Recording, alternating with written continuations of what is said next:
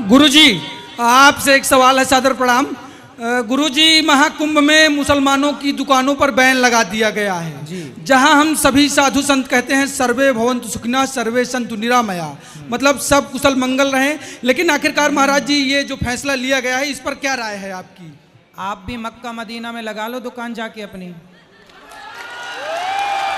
लेकिन अगर कोई एक अन्यायी है, कोई पापी है, इसका मतलब तो हम नहीं कि हम भी पाप करना, हम भी अधर्म के रास्ते पर चलना शुरू कर दें। नहीं नहीं, तो ठीक है ना, जब तुम सबको भाई अपना मान रहे हो तो वो भी मान लेना तुम्हें अपना भाई। एक चाय की दुकान लगा लेना वहाँ। वो तो आप भी कहते हैं सर, वो भी तो तमाम साधु संत महात्मा है वो कहते हैं क्या कि सर्वधर्म समभाव। हाँ तो भाई हम लोग ऐसा कहते हैं। देखो सर्वधर्म क्या होता है? सर्वधर्म नहीं होता, धर्म एक ही होता है। मुसलमानों का धर्म नहीं है, मजहब है, पंथ है। धर्म केवल सनातन है बेटा, भटक गए तुम रास्ते से। धर्म केवल सनातन है, सब कोई धर्म शब्द का प्रयोग सब नहीं कर सकते, जो कर रहे हैं वो गलत है, ठीक है। लेकिन महाराज जी इस पर जो ये तमाम लोग विरोध भी तो कर रहे हैं, हिंदू ही विरोध करते हैं, उनको क्या कहेंगे? अब आप ही तो पक्षधर बने बैठे हो। पक्षधर नहीं है, लेकिन हम ये सवाल है आपसे, ये आपसे सवाल है क्या? इसमें हम पक्ष किसी का नहीं रख रहे हैं। हाँ। इस पर आपकी प्रतिक्रिया जानना चाहते हैं। हमारी तो यही प्रतिक्रिया है, हमारा तो यही भाव है कि जब मक्का मदीना में हिंदू प्रवेश नहीं कर सकते तो भाई प्रयाग में ये बताओ गंगा है, यहाँ तो गंगा स्नान का महत्व है ना, तो गंगा आप बताओ, आप गंगा को माता मानते हो कि नहीं? जी मानते हैं। तो क्या मुसलमान गंगा को माता मानता है? वो सुनो तो गंगा जी में वही आयना जो गंगा को माता मानते हैं प्रयाग में, वो उनका क्या काम? उनका क्या काम जो गंगा को माता नहीं मानते? पहला, क्या उनके ग्रंथ में, क्या उनके धर्म ग्रंथ में कहीं भी प्रयाग तीर्थ का उल्लेख है?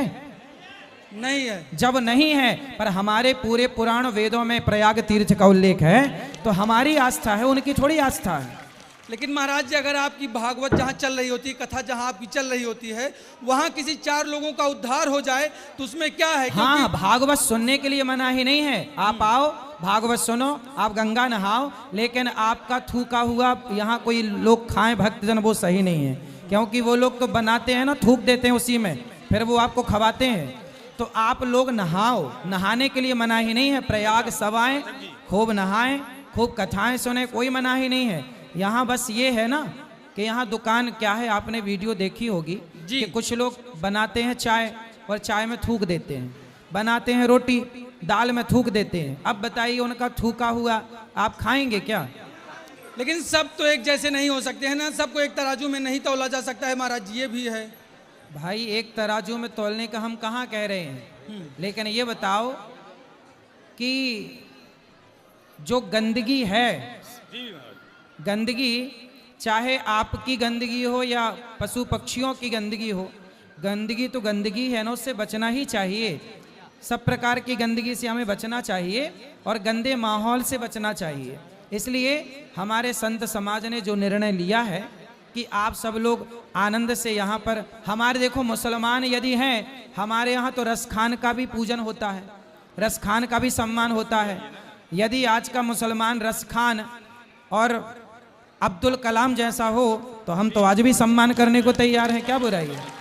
एक सवाल महाराज जी ये बताइए, तो फिर क्यों जो फिर आप तो यही तो पाठ करते हैं, सर्वे भवन्तु सुखिनः सर्वे सन्तु निरामया सर्वे भद्राणि पश्यन्तु मा कश्चित् दुर्भाग् भवेत्। हाँ, तब तो फिर ये अपनी ही बात का आप लोग खंडन कर रहे हैं महाराज। कोई खंडन नहीं है बेटा, सर्वे भवन्तु सुखिनः। तो उसमें मुस्लिम नहीं आते हैं? अच्छा ये उसमें सिख ईसाई नहीं आते हैं? नहीं, सिख ईसाई जैन नहीं आते हैं, बौद्ध।